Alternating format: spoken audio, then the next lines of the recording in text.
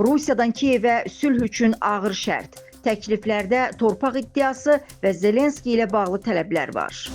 Rusiyanın Ukrayna ilə münaqişəsinin həlli üzrə təkliflərinə bu ölkədə seçkilərin keçirilməsi və daha sonra sülh müqaviləsinin imzalanması daxildir. Report TASS-a istinadən xəbər verir ki, bu barədə Rusiya-Ukrayna münaqişəsinin həlli ilə bağlı Moskva tərəfinin təkliflərində qeyd olunub. Memorandum Krım, Luqansk, Donetsk, Zaporojye və Xerson vilayətlərinin Rusiyanın bir hissəsi kimi beynəlxalq hüquqi tanınması, Ukrayna Silahlı Qüvvələrinin bölmələrinin və digər hərbiləşdirilmiş birləşmələrin bu ərazilərdən tamamilə çıxarılmasını nəzərdə tutur.